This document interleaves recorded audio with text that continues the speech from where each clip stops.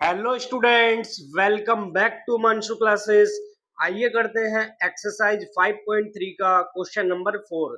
Question है how many terms of the AP 9, 17, 25 must be taken to give a sum of 636। तो simply बेटा question में बोला है कि एक एपी है जिसकी फर्स्ट टर्म है 9, सेकंड टर्म है 17 और थर्ड टर्म है 25। देन हमको फाइंड आउट करना है कि इस एपी की हम कितनी टर्म्स को लें जिससे कि उन सभी टर्म्स का सम हो जाए 636। तो आइए क्वेश्चन को सोल्व करते हैं। बहुत ही सिंपल क्वेश्चन है। सबसे पहले बेटा यहाँ पर हमको एक एपी दी गई है, तो पहले हम एपी को नोट कर लेंगे। और एपी गिवन है बच्चों 9, 17, 25 up to so on.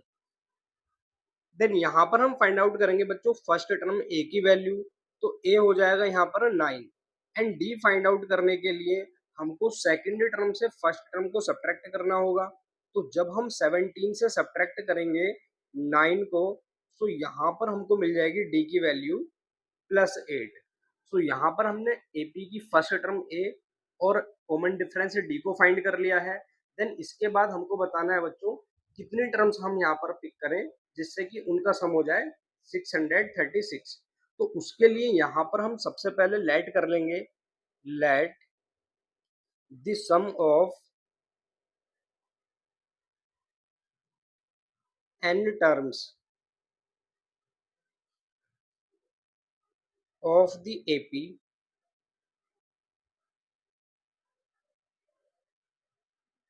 B 636।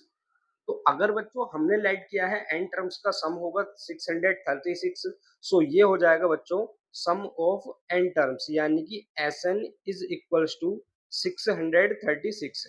अब बच्चों Sn का हम एक फॉर्मूला जानते हैं और फॉर्मूला होता है n/2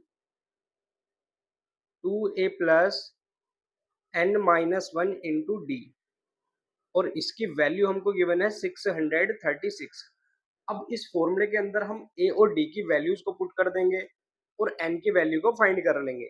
सो ये हो जाएगा n/2 इंटू 2 इंटू ए की वैल्यू है 9 प्लस n-1 इंटू डी, और डी की वैल्यू हमने फाइंड की थी बच्चों अभी यहाँ पर +8 इज इक्वल्स टू 636। या फिर ये हो जाएगा बच्चों n/2 9 2s are 18 plus n-1 into 8 is equals to 636। या फिर जब हम यहाँ से बच्चों इस 2 को राइट साइड में शिफ्ट करेंगे, सो ये हो जाएगा n into 18 plus n-1 into 8 is equals to 636 into 2। या फिर ये हो जाएगा n इंटू 18 प्लस 8 की n-1 से मल्टीप्लाई करेंगे, सो ये हो जाएगा 8n-8 is equals to 636 into 2। या फिर ये हो जाएगा बच्चों n इंटू, जब हम 18 से इस 8 को सब्ट्रैक्ट करेंगे तो यहाँ पर मिलेगा हमको 10। या फिर हम इसको लिख सकते हैं 8n plus 10 is equals to 636 into 2। अब यहाँ पर अगर हम देखें बच्चों, तो यहाँ से जब हम n की मल्टीप्लाई अंदर कराते हैं तो ये हो जाता है 8n स्क्वायर प्लस 10n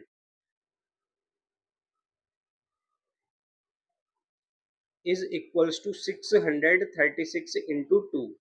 अब यहाँ से जब हम बच्चों 2 कॉमन करते हैं तो ये हो जाएगा 4n square plus 5n is equals to 636 into 2। और यहाँ पर अगर हम देखें तो बच्चों ये 2 से ये 2 यहाँ पर कैंसिल आउट हो जाएगा और यहाँ पर हमको रिजल्ट मिलेगा 4n square plus 5n is equals to 636। या फिर हम इसको लिख सकते हैं 4n square plus 5n minus 636 is equals to 0। अब बच्चों यहाँ पर हम मल्टीप्लाई कराएंगे 4 की 636 से, और इसके फैक्टर्स को सोल्व करेंगे। अब इसको जब हम सोल्व करेंगे आगे बच्चों, तो सोल्व करना होगा फैक्टराइजेशन मेथड से, और फैक्टराइजेशन मेथड से सोल्व करने के लिए हम बेटा मल्टीप्लाई कराएंगे 4 की 636 से, और जब 4 की मल्टीप्लाई 636 से होती है तो यहाँ पर हमको रिजल्ट मिलेगा 2544। अब इस 2544 के हमको ऐसे दो फैक्टर्स करने हैं कि उन दोनों फैक्टर्स को सब्ट्रैक्ट करने पर 5 मिले और मल्टीप्लाई करने पर मिले 2544। तो बच्चों यहाँ से फैक्टर्स हो जाएंगे इसके 53 इंटू 48। अब जब 53 और 48 की हम मल्टीप्लाई कराते हैं तो रिजल्ट मिलता है हमको 2544, और जब हम 53 से सब्ट्रैक्ट करते हैं 48 को तो रिजल्ट हमको मिलता है +5। तो इस रिजल्ट को हम बच्चों क्वेश्चन के अंदर पुट कर देंगे।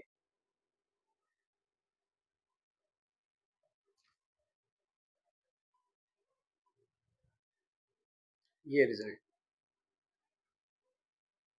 तो अब यहाँ पर हम सोल्व करेंगे, ये हो जाएगा 4n² प्लस, और 5 की जगह पर हम लिख सकते हैं बच्चों 53 minus 48 into n and minus 636 is equals to 0, या फिर ये हो जाएगा 4n² plus 53n minus 48n and minus 636 is equals to 0। अब यहाँ से हम फर्स्ट टू टर्म से कॉमन चेक करेंगे और लास्ट टू टर्म से भी कॉमन चेक करेंगे। तो फर्स्ट टर्म से बच्चों कॉमन मिलेगा हमको स्मॉल n, और यहाँ पर बचेगा 4n प्लस 53। देन यहाँ पर हम कॉमन करेंगे बच्चों लास्ट टू टर्म्स से, तो यहाँ पर सबसे पहले नेगेटिव साइन कॉमन होगा, देन उसके बाद कॉमन हो जाएगा यहाँ से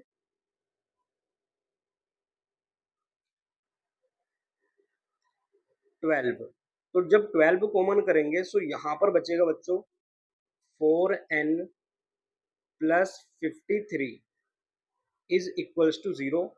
अब ये दो ब्रैकेट्स यहाँ पर सेम है, तो ब्रैकेट को हम कॉमन कर लेते हैं। कॉमन करने पर हो जाएगा 4n प्लस 53 कॉमन, एंड यहाँ पर बचेगा n minus 12 is equals to 0। अब इसके बाद हम बच्चों फर्स्ट टर्म को या फर्स्ट ब्रैकेट को इक्वेट करेंगे 0 के साथ, तो ये हो जाएगा 4n plus 53 is equals to 0, या फिर ये हो जाएगा 4n is equals to minus 53, या फिर n की वैल्यू हमको मिलेगी -53 डिवाइड बाय 4। देन इसके बाद हम सेकंड ब्रैकेट n माइनस 4 को भी इक्वेट करेंगे 0 के साथ, तो ये सॉरी n माइनस 12 को, so n minus 12 is equals to 0, या फिर n की वैल्यू हमको मिल जाएगी बच्चों 12। अब क्योंकि बच्चों कभी भी जो नंबर ऑफ टर्म्स हैं वो ना तो नेगेटिव होती हैं और ना ही कभी फ्रैक्शनल वैल्यू होती है, सो इसीलिए n की इस वैल्यू को हम यहाँ पर नेग्लेक्ट कर देंगे, तो जो हमारा राइट आंसर होगा वो हो जाएगा n इज इक्वल्स टू 12। तो कह सकते हैं हम कि इस एपी की 12 टर्म्स का सम हो जाएगा 636। आई होप बच्चों आपको ये क्वेश्चन बहुत अच्छे से क्लियर हो गया होगा। अगर आपको वीडियो पसंद आई है तो वीडियो को लाइक करें, चैनल को सब्सक्राइब करें और ज्यादा से ज्यादा शेयर कर दें अपने सभी दोस्तों के साथ।